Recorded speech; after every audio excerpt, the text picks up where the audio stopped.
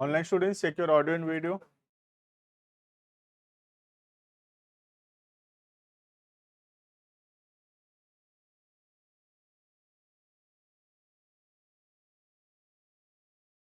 Aditya, Luvia, Mittal, Navya, Tejas, check your audio and video. Okay, ठीक है। देखना जिनका फर्स्ट क्लास से बता देता हूँ 2 मिनट। फर्स्ट क्लास वाले हैं काफ़ी। ठीक है, देखना तो हम लोग जो है लास्ट क्लास के अंदर we have started chapter number 1। ठीक है, चैप्टर 1 जो है बुक के हिसाब से नहीं जा रहे, पहले से बता दे रहा हूँ। ठीक है, बुक में थोड़ा आगे पीछे दिया हुआ है। बुक में जैसे मैं जो पढ़ाया वो चैप्टर 3 आई थिंक, बट वो पहले पढ़ना जरूरी है बाकी चीज समझने की। तो हम लोग पढ़े जो first chapter that was basic accounting terms, जिसके अंदर हम पढ़े कि अकाउंट्स में होने वाले कुछ बेसिक वर्ड्स का मीनिंग जो जानना जरूरी। ठीक है, रफली 19 या 20 टर्म्स हम लोग लिखे थे। ठीक है, ऐसे नहीं कि टर्म्स खत्म हो गया है, अभी और भी बहुत सारे टर्म्स हैं। ठीक है, लेकिन अब जो टर्म्स बचे हैं वो आगे चल के जब हम मेन चैप्टर शुरू करेंगे उसके अंदर वो अपने आप ही धीरे धीरे कवर होता चला जाएगा।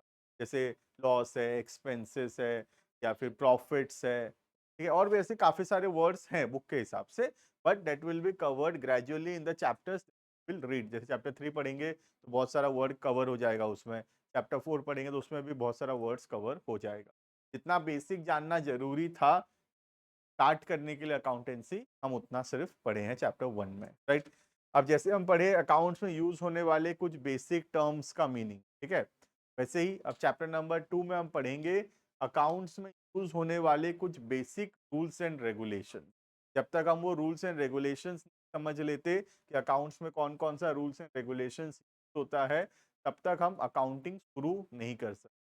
तो हम अकाउंटिंग शुरू करेंगे दैट विल बी चैप्टर 3। वहां से हम अकाउंटिंग स्टार्ट करेंगे, रियल में अकाउंटिंग कैसे होता है, सामान खरीदे, सामान बेचे, सैलरी दिए, ये सबको कैसे रिकॉर्ड करते हैं असली में बिजनेस में, वो सब हम चैप्टर 3 में सीखेंगे। ठीक है, but to start chapter 3 we must read first chapter 1 and then chapter 2। Right, chapter accounting.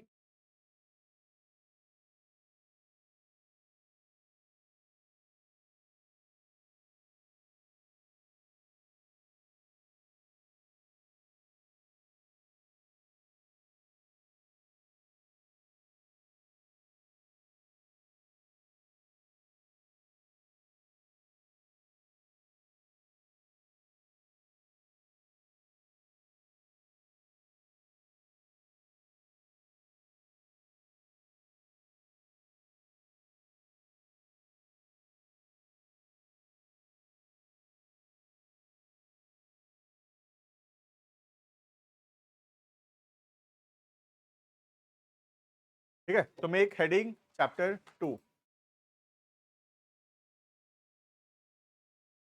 Accounting, बातचीत नहीं, अकाउंटिंग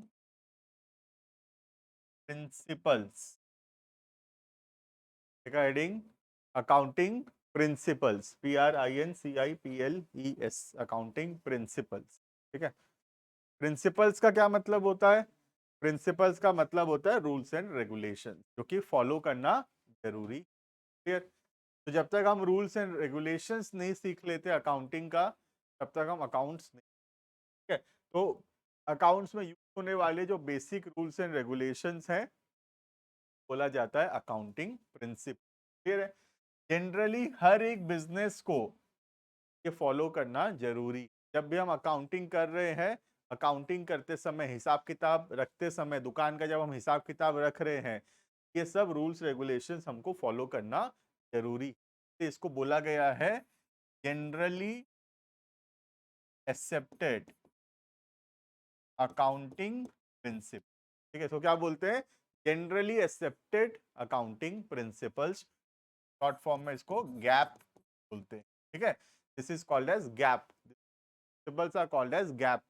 गैप का फुल फॉर्म क्या है? Generally accepted accounting principle. मतलब अकाउंट्स में होने वाले, अकाउंट्स में फॉलो होने वाले कुछ basic general rules and regulations है ये रूल्स एंड रेगुलेशंस हमेशा फॉलो करने का जरूरत है जब भी हम अकाउंटिंग कर रहे हैं। राइट, जैसे सोच लो हम लोग को गाड़ी चलाना है, गाड़ी चलाने से पहले हमको रोड का रूल्स एंड रेगुलेशन पता होना चाहिए, राइट। जैसे गाड़ी लेफ्ट हैंड साइड में चलाना है, ठीक है, सीट बेल्ट लगाना है, या फिर सोच लो बाइक या स्कूटी है तो हेलमेट लगाना है, ये सब रूल्स रेगुलेशंस पता होना चाहिए। After understanding the rules and regulations, then only we can start riding bike और स्कूटी, और we can start driving a car. से पहले का रूल्स रेगुलेशंस पता होना जरूरी, राइट। सिमिलरली अकाउंटिंग पढ़ने से पहले अकाउंट्स में यूज होने वाले रूल्स रेगुलेशंस जानना जरूरी है। तो क्या बोलते हैं? Accounting principle. क्लियर है? तो एक करके बहुत सारे प्रिंसिपल्स हम पढ़ेंगे, एक लाइन में खाली लिखेंगे व्हाट इज अकाउंटिंग प्रिंसिपल, ठीक है, लिखना। It means the basic fundamental rules and regulation that must be followed at the time of preparation of books of accounts। तो बुक्स ऑफ अकाउंट्स बनाते समय, हिसाब किताब रखते समय ये रूल्स एंड रेगुलेशंस फॉलो करना जरूरी है।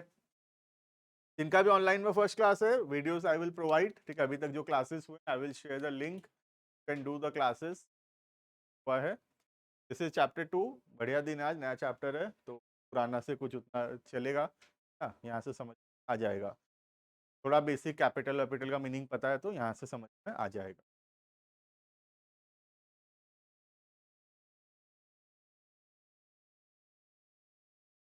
तो अकाउंटिंग प्रिंसिपल मतलब बेसिक रूल्स एंड रेगुलेशंस जो कि फॉलो करना पड़ेगा at the time of preparation of books of accounts, right. They are called as GAAP. क्या बोलते हैं इसको? Generally accepted accounting principles, short form में GAAP, गैप। क्लियर है? Navya, you can ask the doubt, can type doubt. They are called generally accepted accounting principles, GAA।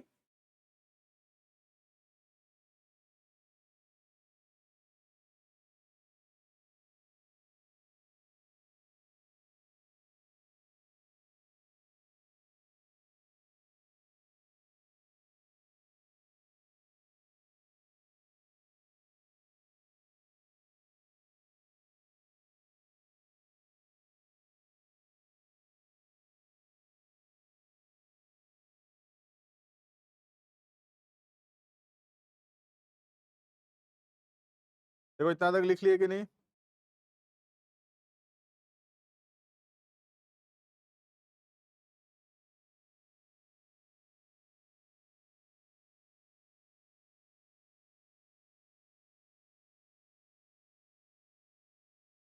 ठीक है, देखें, start करें। एक डाउट है, पहले थोड़ा सा बता देता हूँ। चलो, इनकम और रेवेन्यू में क्या डिफरेंस है वैसे बता देता हूँ, 2 मिनट लगेगा, आगे बढ़ते हैं फिर। देखो, इनकम और रेवेन्यू नाम सुनने से तो लग रहा है जो पैसा कमाई हुआ है तो इनकम या रेवेन्यू भी बोलेंगे, ठीक है। लेकिन फर्क इनकम और रेवेन्यू में क्या है? जैसे एग्जांपल देता हूँ, सोच लो हमारे दुकान में साल भर में हम जो सामान बेचे, जो सेल्स किए, कस्टमर लोगों को जो हम सामान बेचे दुकान में, ठीक है, टोटल 50 लाख रुपया का सेल्स हुआ, ठीक है। 50 लाख रुपया का कस्टमर को, हम ग्राहक को सामान बेचे, ठीक है। क्या 50 लाख रुपया कमाएंगे? थोड़ी होता है ना। सामान खरीदे होंगे, और भी खर्चा है दुकान में, है ना। तो कमाए कितना होंगे? Let's say the profit is, let's say 10 lakh, ठीक है, प्रॉफिट हुआ है 10 लाख, ठीक है। सामान बेचे 50 लाख का, प्रॉफिट हुआ 10 लाख का। ये जो 50 लाख है इसको रेवेन्यू बोलते हैं, ठीक है। और ये जो 10 लाख है वो इनकम बोलते हैं। तो रेवेन्यू मतलब जो टोटल पैसा आया सेल करके, डेट इज रेवेन्यू। और इनकम का मतलब उसमें से जो पैसा बचा, जो कमाई हुआ, जो प्रॉफिट हुआ, that is called as income, ठीक है। नव्या, क्लियर है ये? आगे बढ़ते हैं, ठीक है। लॉस हुआ तो लॉस, इनकम नहीं बोल के इसको लॉस बोलेंगे, तो रेवेन्यू ही बोलेंगे फिर भी। तो ये 10 लाख का प्रॉफिट नहीं हो गया, 5 लाख का नुकसान हो गया, तो इनकम नहीं बोल, 5 लाख का लॉस हुआ बोल, ठीक है। तो आगे बढ़ते हैं, वापस से पॉइंट्स में आते हैं। तो हम पढ़ेंगे सारे अकाउंटिंग में यूज होने वाले प्रिंसिपल्स, राइट। स्टार्ट करेंगे फर्स्ट वन, पॉइंट नंबर 1 सबसे इंपॉर्टेंट है, हेडिंग पॉइंट नंबर 1।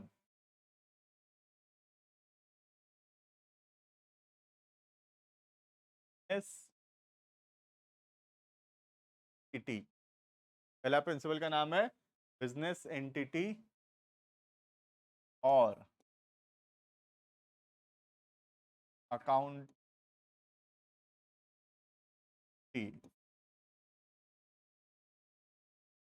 प्रिंसिपल। ध्यान से सुनेंगे तो बहुत इंटरेस्टिंग लगेगा चैप्टर, बहुत अच्छा चैप्टर है ये। Accounting entity also called as business entity principle, ठीक है।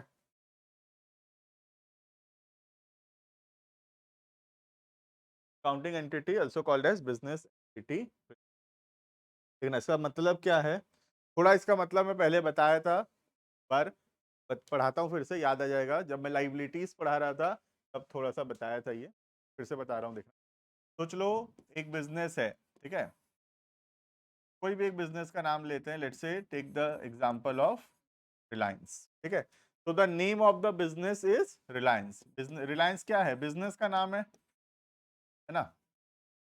और ये जो रिलायंस के ओनर है, the owner of Reliance called as Mukesh Ambani. उसका नाम क्या है, मुकेश अंबानी है। Is called as the owner या शेयर होल्डर ऑफ रिलायंस, ठीक है। तो दो जन है यहाँ पे, एक हो गया बिजनेस और दूसरा हो गया owner, also called as businessman, ठीक है। हमेशा अकाउंटिंग के अंदर जब हम अकाउंटिंग कर रहे हैं, हमेशा अपने आप को क्या समझना चाहिए, बताया था याद होगा तो। अपने आप को हमेशा क्या मानना चाहिए, बिजनेस मानना चाहिए। एवरी टाइम जब हम अकाउंटिंग कर रहे हैं, हम किसका अकाउंटिंग कर रहे हैं, हम रिलायंस का अकाउंटिंग कर रहे हैं, बिजनेस का अकाउंटिंग कर रहे हैं, ना कि बिजनेस मैन का। ये दो अलग अलग चीज है।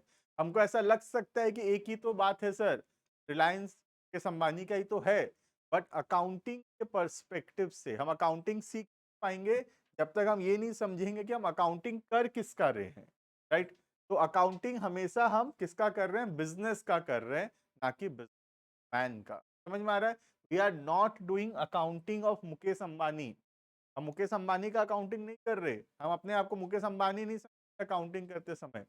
हम अपने आप को हमेशा क्या समझेंगे अकाउंटिंग करते समय, Reliance. Will assume ourselves as Reliance at the time of doing accounting. We will not think that we are businessman, we will always think that we are business। हम बिजनेस है, हम दुकान है, दुकानदार नहीं है। हम अपने आप को अगर ओनर समझने लगोगे तो अकाउंटिंग गलत हो जाएगा, ठीक है। अकाउंटिंग में ट्रांजेक्शन्स गलत रिकॉर्ड हो जाएगा। कभी भी अपने आप को बिजनेस मैन नहीं मानते हैं, हमेशा अपने आप को क्या मानते हैं, बिजनेस मानते हैं। समझ में आ रहा है। जैसे एग्जाम्पल के तौर पे ट्यूशन का नाम है उद्देश्य कॉमर्स एकेडमी, ठीक है, और के जो ओनर है टीचर का नाम है लेट्स से अमन, ठीक है। तो जब मैं यहाँ पे अपना बही खाता बनाता हूँ, हिसाब किताब मेंटेन करता हूँ ट्यूशन का, तो मैं अपने आप को क्या मानता हूँ, अपने आप को मैं उद्देश्य कॉमर्स एकेडमी सोच के अकाउंटिंग करता हूँ। मैं अपने आप को कभी भी अमन सोच के अकाउंटिंग करता। अगर मैं ये सोचूंगा कि मैं अमन का अकाउंटिंग करता हूँ, या मैं अपने आप को अमन मानूंगा अकाउंटिंग समय, तो अकाउंटिंग क्लियर है।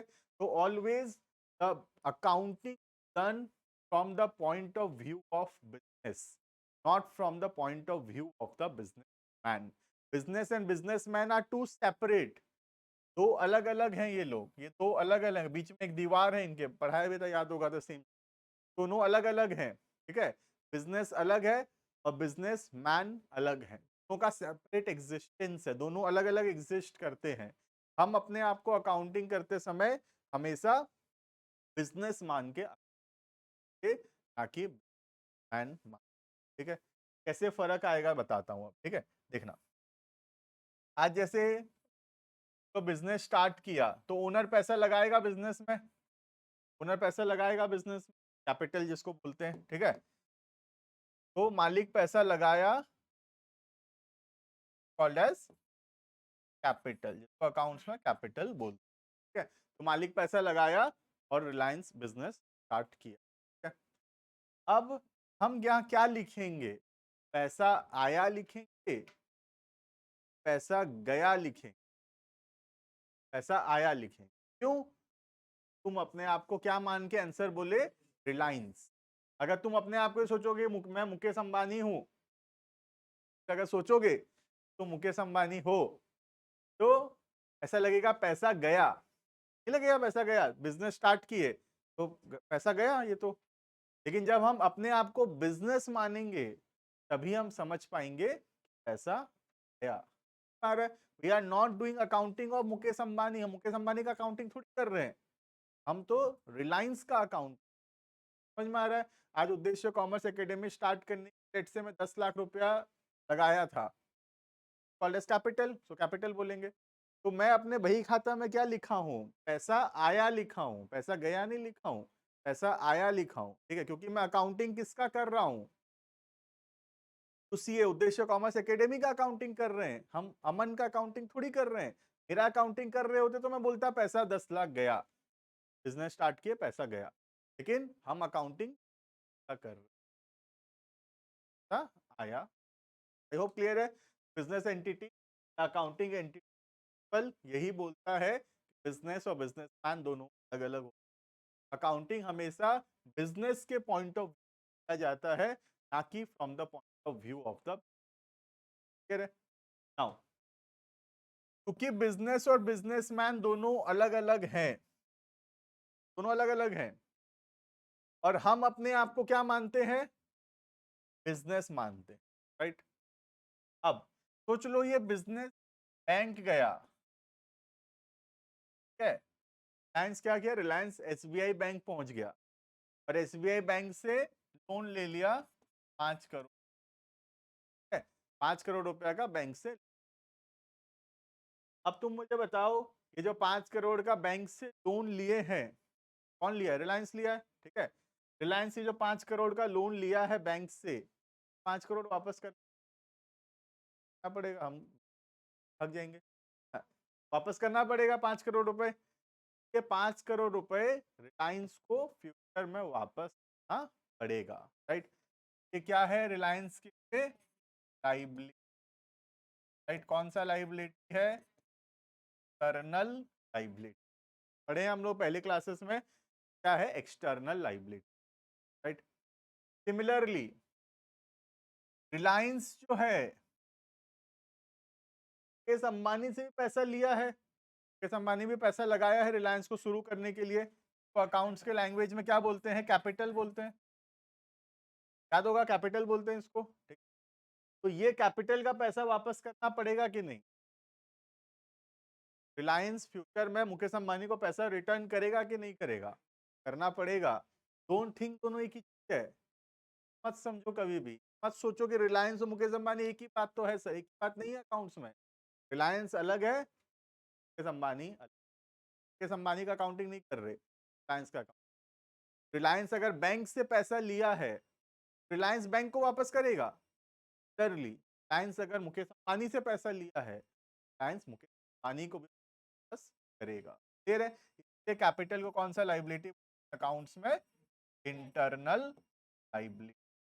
है, दोनों लाइबिलिटी है, मालिक से पैसा लेंगे तो भी लाइबिलिटी है, बाहर वालों से पैसा लेंगे तो भी लाइबिलिटी, ये दोनों को पैसा वापस करना है हमको, कि वजह से business entity concept, business entity बोलता है अलग अलग है, ओनर अलग है, और आई होप क्लियर है ये, ठीक है। तो इस तरीके से बिजनेस बाहर वालों से पैसा ले रहा है, वो पैसा बाहर वालों को वापस करना पड़ेगा बैंक, क्लियरली। अगर बिजनेस ओनर से पैसा लेगा तो ये पैसा हम ओनर करेंगे, क्लियर है। बाहर वालों को बोलते हैं एक्सटर्नल लाइबिलिटी, घर के हैं ओनर हैं उनको है, क्लियर है ये। अब क्योंकि दोनों अलग अलग हैं, कोई भी बिजनेस में प्रॉफिट होता है, all the profit belongs to the, जो प्रॉफिट होगा वो पैसा किसको मिलेगा, ओनर को मिलेगा, और कोई लॉस होगा तो लॉस भी ओनर को बियर करना पड़ेगा, ठीक है। तो all the profit and all the loss belongs to the, clear है। कोई भी प्रॉफिट हो या लॉस हो बिजनेस में, पैसा किसको देगा या किससे लेगा रिटर्न, प्रॉफिट हुआ तो, लॉस हुआ तो, समझ में आ रहा है, क्लियर इतना। देखेंगे फर्स्ट प्रिंसिपल जो सबसे important principle out of called as और अकाउंटिंग, देखेंगे फटाफट से, फिर देखेंगे कुछ अगर समझ में नहीं आया तो वापस से। सब बता दिया हूँ आई थिंक।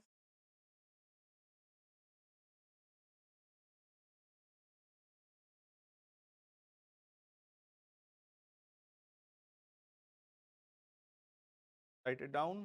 First principle.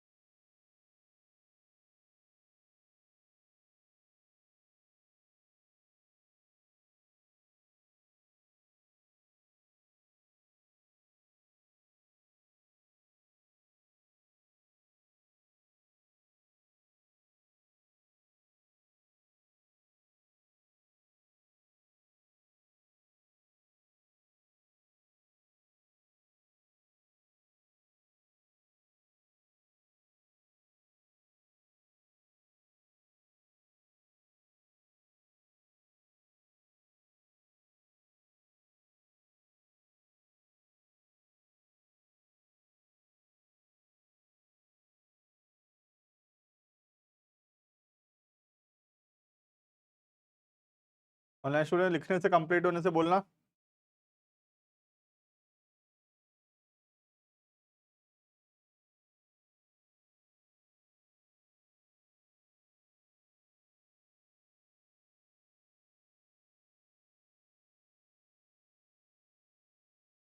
तो कोई भी लाइन नहीं समझ में आया तो बोलना इसमें, आई थिंक आराम से आ गया होगा।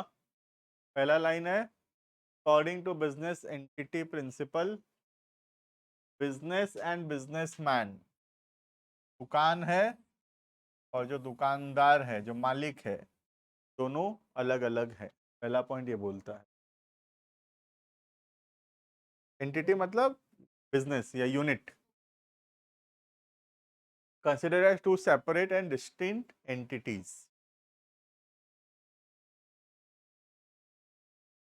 डिस्टिंक्ट मतलब भी अलग अलग, सेपरेट।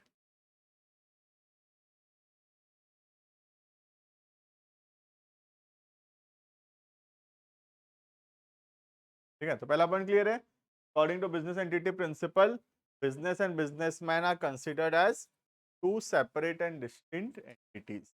कॉन्सेप्ट की वजह से दोनों अलग अलग होते हैं, right. Second, all the transactions are recorded from the view point of business. Transaction record करते समय अपने आप को हमेशा बिजनेस मानना चाहिए, ना कि बिजनेसमैन। कभी भी अपने आप को बिजनेसमैन नहीं मानना चाहिए, राइट। तो अकाउंटिंग में एक अलग ही थ्योरी चल रहा है ना, वरना नॉर्मल लाइफ में तो हमको लगेगा एक ही बात तो है सर, जब तक अकाउंटिंग नहीं पढ़े हैं क्या ही फर्क पड़ता है, दुकान और दुकान का ओनर एक ही चीज तो होता है ना। पर अकाउंटिंग में ऐसा नहीं है। अकाउंटिंग के अंदर we should always ourselves as business, not businessman. ठीक है। थर्ड पॉइंट बोलता है कि इसी कॉन्सेप्ट के वजह से मालिक से जो पैसा लिए हैं, तो which is called as capital, जो कि एक इंटरनल लाइबिलिटी है हमारे लिए। ये पैसा हमको वापस करना पड़ेगा। अगर हम जैसे बाहर वालों से पैसा लेते हैं तो वो पैसा वापस करना पड़ता है, एक्सटर्नल लाइबिलिटी। सिमिलरली ओनर भी अलग होता है, तो ओनर से भी जो पैसा लिए हैं वो पैसा भी हमको वापस करना पड़ेगा। It is called as internal. All the profit and all the losses belongs to the. है, कोई भी प्रॉफिट होगा बिजनेस में, प्रॉफिट का पैसा ओनर को मिलेगा, और कोई लॉस होगा तो लॉस भी ओनर को बियर करना पड़ेगा। This is all about the first principle called as business entity और accounting. Next, can make second heading money measurement principle. make a heading point number 2 money measurement principle।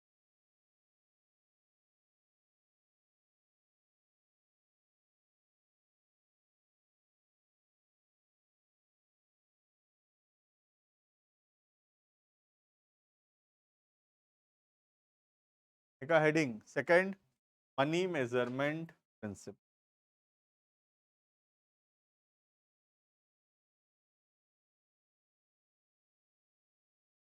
देखना money measurement principal बहुत simple सा बात बोलता है, नाम से पता चल रहा है मनी तो पैसा, मेजरमेंट मतलब कोई चीज को मेजर करना, कोई चीज का वैल्यू निकालना, इज कॉल्ड एज मेजरमेंट। ठीक है, money measurement principle. Money measurement principle बोलता है बिजनेस में जितना भी ट्रांजेक्शन्स हो रहा है, ट्रांजेक्शन्स का मतलब होता है बिजनेस में जो कुछ भी हो रहा है, जैसे कि हम सामान खरीद रहे हैं, सामान बेच रहे हैं, स्टाफ को सैलरी दे रहे हैं, रेंट दे रहे हैं, इलेक्ट्रिसिटी एक्सपेंस है, प्रिंटिंग कर रहे हैं, एडवर्टाइजमेंट कर रहे हैं, बहुत सारा चीज कर रहे हैं बिजनेस के अंदर। तो जो भी कुछ हो रहा है बिजनेस में they are called as transaction. ठीक है, तो बिजनेस में जितना भी ट्रांजेक्शन्स हो रहा है, ये सब कुछ जो हम बिजनेस में कर रहे हैं, सब चीजों को हम मेजर करेंगे इन टर्म्स ऑफ मनी। ठीक है, money is the only unit of measurement. जैसे हर चीज को मेजर करने का एक यूनिट ऑफ मेजरमेंट होता है। एग्जाम्पल के तौर पे जैसे ऑयल है, ऑयल को हम कैसे मेजर करते हैं? लीटर में मेजर करते हैं, है ना। चीनी है जैसे शुगर, ग्राम केजी में मेजर करेंगे, राइट। जैसे कपड़ा है, क्लोथ्स, लीटर में मेजर करते हैं या पीसेस करते हैं। ठीक है, जैसे ऑयल को लीटर में मेजर किए, शुगर को केजी में मेजर किए, ठीक है, हाइट को सेंटीमीटर में मेजर किए, वेट को किलोग्राम में मेजर किए। ठीक है, तो हर चीज को मेजर करने के लिए there is a unit of measurement, this are called as unit of measurement. इसको क्या बोलते हैं? इसको बोलते हैं यूनिट ऑफ मेजरमेंट। जिस चीज से हम उस चीज को मेजर करते हैं, जैसे शुगर है, शुगर को कैसे मेजर करेंगे? किलोग्राम में मेजर करेंगे, केजी में मेजर करेंगे। ठीक है, तो kilogram is called as unit of measurement. ठीक है, तो अकाउंट्स के अंदर सिर्फ एक ही यूनिट ऑफ मेजरमेंट चलता है, that unit of measurement is money. ठीक है, अकाउंट्स में कोई दूसरा यूनिट ऑफ मेजरमेंट काम नहीं आएगा। जैसे हर चीज को मेजर करने का यूनिट ऑफ मेजरमेंट होता है, ठीक उसी तरह अकाउंट्स में जितना भी ट्रांजेक्शन्स हो रहा है, अकाउंट्स में जो कुछ भी हो रहा है, सब चीजों को मेजर करने के लिए there is only one unit of measurement, and that unit of measurement is money. समझ में आ रहा है? सिर्फ अकाउंट्स किसका भाषा समझता है? पैसा का भाषा, मनी का भाषा समझता है अकाउंट। क्लियर है? तो अब जैसे हम लोग सामान खरीदे, ठीक है, अब सामान खरीदे, बहुत सारा सामान होगा केजी में होगा, बहुत सारा सामान लीटर में होगा। ऐसे सोचो ग्रोसरी का दुकान है, तो केजी में भी शुगर खरीद रहे हैं, ऑयल लीटर में खरीद रहे हैं, ठीक है, कोई सोप है पीस में खरीद रहे हैं, तो अलग अलग यूनिट ऑफ मेजरमेंट है। अकाउंट्स बोलता है ये सब यूनिट ऑफ मेजरमेंट हमारे काम का नहीं है।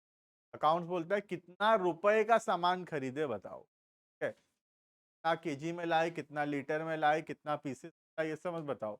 अकाउंट्स में बताओ कितना रुपए का खरीदे। लेट से 50,000 का सामान खरीद, तो अकाउंट्स में हम लिखते हैं गुड्स परचेज किए 50,000 का। समझ में आ रहा है?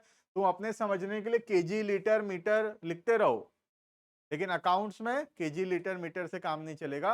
अकाउंट्स में तुमको हर चीज को कन्वर्ट करना पड़ेगा टर्म्स ऑफ मनी। समझ में आ रहा है? अकाउंट्स में हम ऐसे नहीं लिख सकते खाली 5 केजी चीनी लाए, ऐसे नहीं लिख सकते अकाउंट्स। हाँ तुम लिखो 5 केजी चीनी लाए, कोई दिक्कत नहीं है, लेकिन टोटल प्राइस भी लिखो कितना रुपए में लाए। 5 केजी चीनी लाए, ठीक है, लिखो अपने समझने के लिए, लेकिन ये भी लिखो कि 200 रुपए में लाए हैं। क्लियर? तो अकाउंट्स में हमेशा मनी के टर्म्स में लिखना जरूरी होगा। अकाउंट्स में कोई दूसरा लैंग्वेज, कोई दूसरा यूनिट ऑफ मेजरमेंट अकाउंट्स में नहीं चलेगा। अकाउंट्स में सिर्फ एक ही यूनिट ऑफ मेजरमेंट चलता है, दैट इज मनी। समझ में आ गया होगा? This is all about second principle called as money measurement principle. Clear? Now इस प्रिंसिपल का बहुत सारा डिमेरिट्स भी है।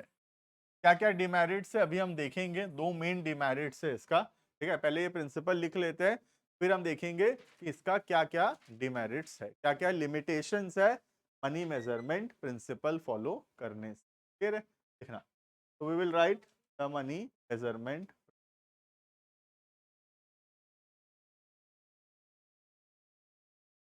try to write down the only, we'll read the limitations, write it.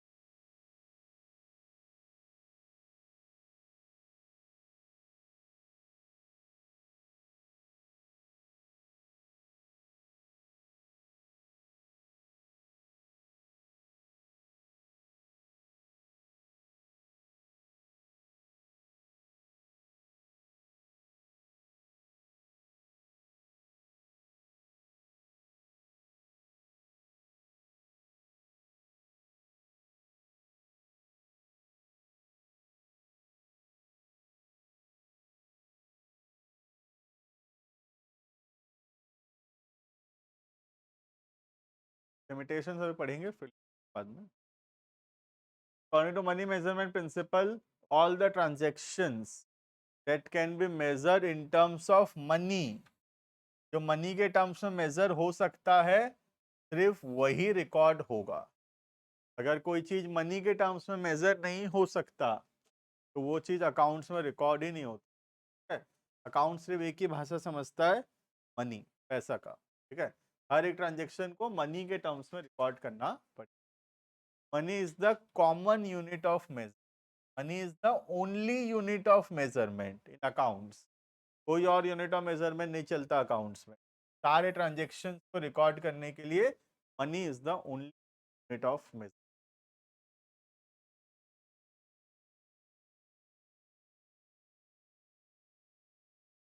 ठीक है।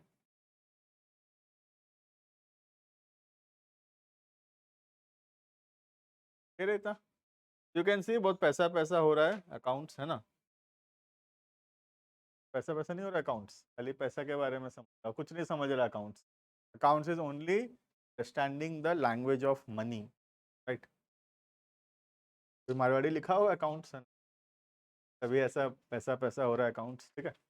देखना, तो क्या क्या लिमिटेशंस है मनी मेजरमेंट प्रिंसिपल का, ठीक है। पहला,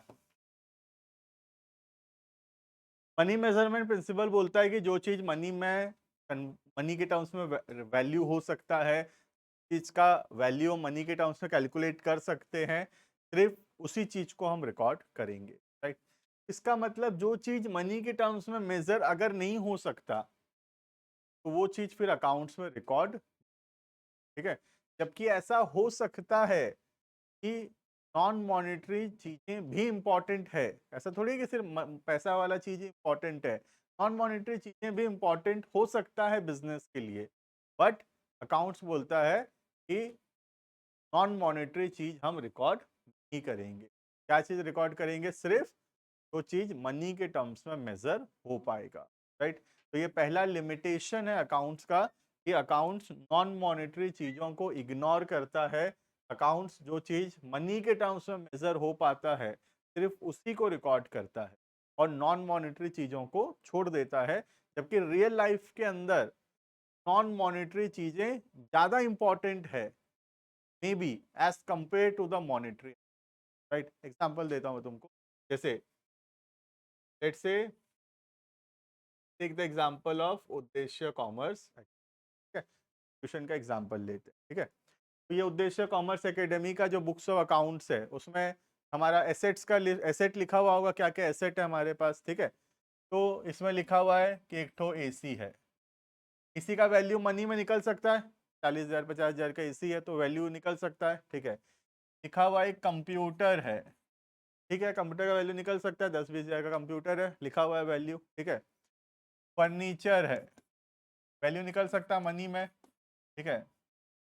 बिल्डिंग है, ठीक है, जमीन है, ये सब का वैल्यू मनी के टर्म्स में कैलकुलेट हो सकता है। जमीन, बिल्डिंग, फर्नीचर, एसी, कंप्यूटर, ठीक है, ये सब का वैल्यू मनी के टर्म्स में निकल सकता है और अकाउंट्स में ये सारा चीज रिकॉर्ड हुआ होगा, ठीक है। ये सब कुछ एसेट है, पढ़े हैं लास्ट प्रीवियस क्लासेस में एसेट, जो कि हमको फ्यूचर में बेनिफिट्स देगा, राइट। ये सब कुछ फ्यूचर में बेनिफिट्स देगा, सब कुछ फ्यूचर में बेनिफिट्स देगा कि नहीं देगा। इस ट्यूशन के लिए ये सब कुछ इंपॉर्टेंट है, ये सबसे कमाई होगा, पैसा कमाई होगा, ये सबसे बेनिफिट्स मिलेगा, ठीक है। बताओ, ये ट्यूशन के जो टीचर हैं, जैसे कि मैं, मेरा स्किल्स, मेरा नॉलेज, मेरा एक्सपीरियंस, क्या ये इंपॉर्टेंट नहीं है? इंपॉर्टेंट है। 60 एसी लगा दूं लेकिन खराब पढ़ाऊंगा तो कोई नहीं पढ़ेगा, है ना। जितना ठंडा बैठने थोड़ी आए ठंडा में, 4 एसी लगेगा तो बैठेंगे वरना भाग जाएंगे। एसी खोल भी दूंगा तो भी पढ़ेंगे। लेकिन इंपॉर्टेंट क्या है? The teacher should be good, right. Furniture नहीं भी होगा तो चलेगा, लेकिन टीचर के अंदर स्किल्स नहीं होगा तो, टीचर के अंदर नॉलेज ही नहीं होगा तो वो नहीं चलेगा, राइट। तो इस उद्देश्य कॉमर्स एकेडमी के अंदर इन एसेट से कहीं ज्यादा इंपॉर्टेंट एसेट ये वाला नहीं है। पैसा कमाने में ज्यादा हेल्प किस कौन कर रहा है? उद्देश्य कॉमर्स एकेडमी को पैसा कमाने में ज्यादा हेल्प कौन कर रहा है? ये सब कर रहा है, ये कर रहा है, टीचर कर रहा है। टीचर का स्किल, नॉलेज, एक्सपीरियंस ज्यादा हेल्प कर रहा है उद्देश्य कॉमर्स एकेडमी, जबकि ये कंप्यूटर मशीन कम हेल्प कर रहा है, और नॉलेज और स्किल्स ज्यादा हेल्प कर रहा है पैसा कमाने में। लेकिन अकाउंट्स बोलता है ये सब बेकार है, इन सब का वैल्यू मनी में कैलकुलेट सकता। क्या कैलकुलेट हो सकता है? क्या मेरे में कितना रुपया का स्किल है, या मेरा कितना रुपया का एक्सपीरियंस है? मुझे एक्सपीरियंस को मैं मेजर कर सकता हूँ ईयर्स में, 10 साल का एक्सपीरियंस, ठीक है, 10 साल से मैं पढ़ा रहा हूँ, तो उसको ईयर्स में एक्सपीरियंस को मेजर कर सकते हैं। मनी में थोड़ी मेजर कर सकते हैं कि मेरे मेरे पास 50 लाख का एक्सपीरियंस नहीं। मैं बोल सकता हूँ मेरे पास 10 साल का एक्सपीरियंस। क्या मैं बोल सकता हूँ या नॉलेज में, लेट से कि मेरे पास ये डिग्री है या ये कोर्स में किया हूँ, लेकिन ये थोड़ी बोल सकता हूँ मेरे पास 1 करोड़ रुपए का नॉलेज है। नॉलेज, स्किल्स, क्रिएटिविटी, एक्सपीरियंस, सबको मनी में मेजर नहीं कर सकते, राइट। अकाउंट्स के लिए ये सब इंपॉर्टेंट नहीं है। अकाउंट्स बोलता है ये सब बेकार है, ये सब, कि इन सब का वैल्यू मनी में कैलकुलेट नहीं। अकाउंट्स बोलता है ये सब ज्यादा जरूरी है कि इसका वैल्यू मनी में कैलकुलेट हो। गलत बात है ना। This is the first limitation या first disadvantage of money measurement, that the money measurement concept only records the monetary items and ignores the non monetary items. जिसका वैल्यू मनी में calculate नहीं हो पा रहा, मनी मेजरमेंट उसको record ही नहीं कर रहा। जबकि रियल लाइफ के अंदर हो सकता है नॉन मॉनेटरी चीजें ज्यादा important as compare to the monetary item. Example दिया, एशियो कॉमर्स एकेडमी का जो भी स्टूडेंट्स यहाँ आते हैं, ये आने का रीजन कंप्यूटर, टीवी, फर्नीचर ये सब कम है, और ये नॉलेज, स्किल्स, एक्सपीरियंस ये ज्यादा इंपॉर्टेंट, राइट। बस हमारा जो बुक्स ऑफ अकाउंट्स है एसेट में मेरा नाम ही नहीं है कि मेरा value in terms of money calculate.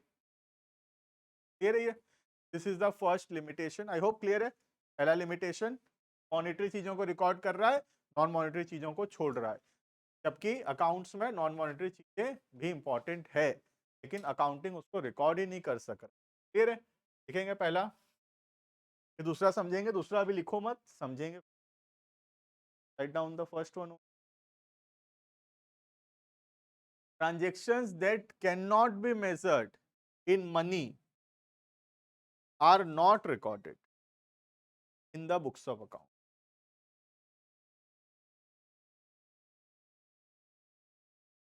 Transactions that cannot be measured in money, जिसका वैल्यू मनी में कैलकुलेट नहीं हो सकता, वो सब कुछ रिकॉर्ड। ये तो गलत बात है लेकिन, है ना।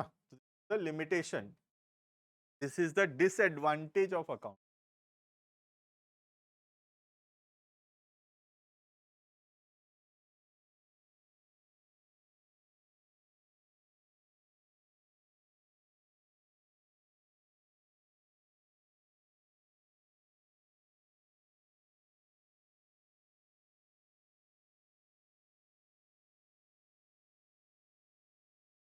और लिमिटेशन है मनी मैनेजमेंट का, देखेंगे बस वो आखिरी लिमिट क्या लिमिटेशन बहुत इंपॉर्टेंट है, ठीक ना। देखें सेकंड लिमिटेशन क्लियर है, फर्स्ट वन पहला क्लियर हो गया होगा।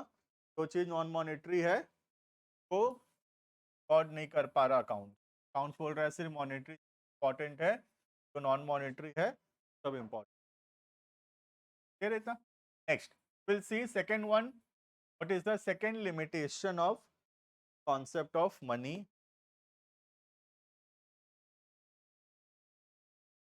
एग्जाम्पल के तौर पे जैसे सोच लो को घर वाले बोले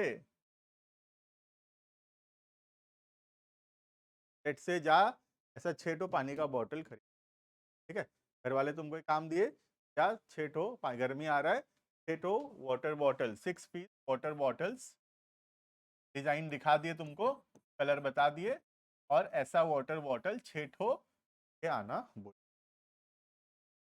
बरगढ़ धूप में सब सब रेट पता किए, अच्छा रेट लग गया, वहां से के ले घर में आए, 400 रुपये आया, ठीक है, 400 रुपया में लाए, 400 ही करते हो लेकिन चलो ऐसा किए, 400 में लाए और 400 ही बताए, 400 में लाया, ठीक है, ठीक है क्लियर है। 6 बॉटल खरीद के ले आए, वाटर बॉटल ऐसा 6 खरीद के ले आया, धनराज गया खरीद के ले आया 6 बॉटल, घर में बता दिया 400 लगा, ठीक है, क्या आएगी बोलेगी 200 में पाएंगे, बोलेंगे 200 में मिलता है, होता है कि नहीं ऐसे, पहले बताओ होता है ऐसा, तुम कितना ही खोज के ले आओ, बरगढ़ में हर एक दुकान में सो जाओ बार्गेनिंग कर करके, और भीख मांग के 800 का चीज 400 में ले आओ, तुम घर जाके बोलो 400 में लाया, घर वाले बोलेंगे, होगा कंफर्म ऐसा होगा, मेरे साथ ही ऐसा होता है रोज, सोच के लाऊंगा कुछ, घर वाले बोलते कम में लाते हम तो आएंगे नहीं, लेकिन फिर महंगा लाया बोल के, ऐसा क्यों होता है समझ, ठीक है, 400 रुपया में खरीद के लाया, पूरा अता पता करके खोज खाज के बार्गेनिंग करके, फिर भी 400 में मिला उसको, 400 में लेके आया, ठीक है, ठीक लाया, अगला 400 में मिला, उससे कम, लेकिन घर वाले पापा बोल रहे हैं 150 में मिलता है, मम्मी बोल रही है 200 में मिलता, दादाजी 50 में मिलता है, ये तो ठीक है तो घर वाले बोल रहे हैं कम में मिलता, अपने 400 में लाए, घर वाले बोल रहे हैं 150 200 में। रीजन खाली एक है इसका, वो लोग जब खरीदने जाते थे पहले, तब उस चीज का वैल्यू ही कम था, समझ लो 10 साल पहले ना ये वाटर बॉटल मिलता था 200 में या मिलता था 150 में, पापा 10 साल पहले लेने गए थे, दादाजी 20 साल पहले लेने गए थे, तो उनको अपने टाइम का रेट याद आता है, और वो बोलते हैं कि 50-100 रुपए का चीज है, हो गया तो क्या 150 हो गया होगा, 200 हो गया होगा, 400 थोड़ी हो गया होगा, राइट। तो वो लोग अभी तक अपने रेट पे टिके हुए हैं, 200 में मिलता था बोल के, तुम 400 में लाओगे तो भी तुमको वो बोलेंगे कि ये तो 200 का मिलता था, क्या ये 200 का है 400 में, राइट। यहाँ पर ना तुम गलत हो ना वो गलत है, रीजन सिर्फ एक है कि they are not understanding the fact that the value of money is changing, inflation आ गया है, महंगाई आ गया है, सामान का रेट बढ़ गया है ना, जो 200 में मिलता था पहले 10 साल पहले, अब 200 में मिलता, अब 400 में मिलता है, 500 में मिलता है, हम तो बार्गेनिंग करके 400 में लाए हैं, 400 में मिलता भी नहीं है, फिर भी हम 400 में लेकर आए हैं, राइट। तो what the parents and the grandparents are not understanding that the value of money has changed, money का वैल्यू बदल गया है, पहले जो चीज 200 में आता था आजकल 200 में आता वो चीज, ठीक है, यही सेम प्रॉब्लम मनी मेजरमेंट के साथ भी, ठीक है। मनी मेजरमेंट में क्या होता है देखना ध्यान से, सोच लो मैं 2022 में लेट से फर्नीचर खरीदा, ठीक है, 20,000 में, 2022 में एक फर्नीचर खरीदा 20,000 में, ठीक है, वही सेम फर्नीचर एक और खरीदा मैं 2026 में, लेट से 26,000 में, मनी मेजरमेंट बोल रहा है तो महंगा के लिए आया, तो 20,000 में मिलता, 26 में लाया है तो कंपेयर कर रहा है तो बोल रहा है कि महंगा ले आए, बोल रियल लाइफ में तुम बताओ क्या हम महंगा लाए हैं, नहीं महंगा नहीं लाए हैं, तो पैसा का वैल्यू बदल गया है 4 साल में, you have to understand the value of money, money measurement ऐसा नहीं कर पाता। मनी मेजरमेंट सिर्फ कंपेयर करता है इसको और बोलता है 6,000 रुपया महंगा है ये तो। कि रियल लाइफ में हो सकता है 6,000 महंगा ना हो, पहले 20,000 में मिलता था, अब 26 हो गया है उसका, राइट। सेकेंड लिमिटेशन है मनी मेजरमेंट का, ये है money measurement does not consider the changing value of money. तो पैसा का वैल्यू बदल रहा है, मनी मेजरमेंट उसको रिकॉर्ड नहीं कर पाता। मनी मेजरमेंट अभी भी वही पुराने वैल्यू से कंपेयर करता रहता है और हमको बोलता रहता है कि महंगा आ गया या सस्ता आ गया बोल के, जबकि रियल लाइफ में पैसा का वैल्यू जो है हर साल बदलता रहता है, राइट। जो चीज पहले 100 में मिलता था, अब 100 में नहीं, 150 200 हो गया है। 5 साल बाद और जाओगे तो देगा, हो जाएगा, राइट। लेकिन मनी मेजरमेंट इसको रिकॉर्ड दे रही है, राइट। देखेंगे second limitation, the value of money is changing, पैसा का वैल्यू बदल रहा है, value of money is changing, but money measurement does not consider the change. Money measurement इसको नहीं समझ पाता है, जैसे हमारे पेरेंट्स ग्रैंड पेरेंट्स नहीं समझ पाते हैं क्या हो गया है, वैसे ही मनी।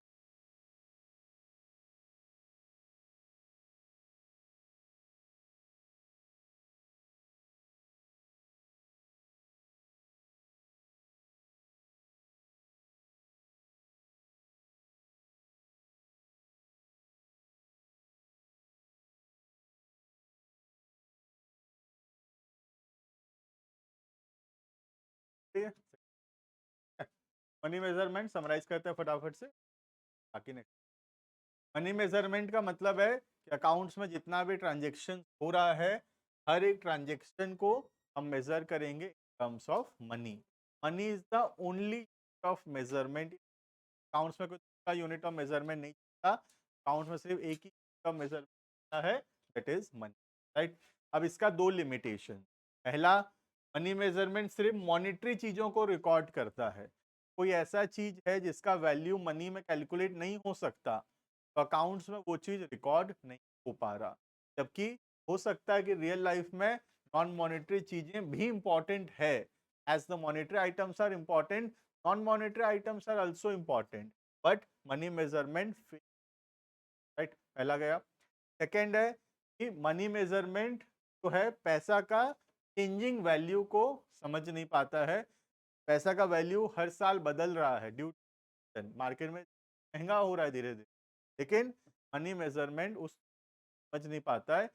मेजरमेंट वही पुराना वैल्यू में रिकॉर्ड करता रहता है, जबकि रियल लाइफ के अंदर का वैल्यू जो है वो बदल गया होता है, राइट। जैसे एक और एग्जांपल देता हूँ, सोच लो आज हम एक जमीन खरीदे 2026 में, ठीक है, एग्जांपल के तौर पे दे रहा हूँ।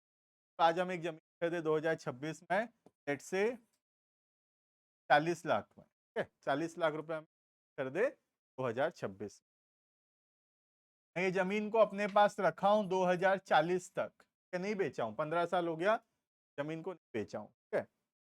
बदल गया होगा वैल्यू, महंगा मतलब काफी वैल्यू बढ़ गया होगा, 40 लाख से 1 करोड़ का कम से कम हो गया होगा, लेकिन अकाउंट्स अभी तक वो कितना में लिखता रहेगा, 40 लाख में लिखता है। तो यही लिमिटेशन है अकाउंटिंग।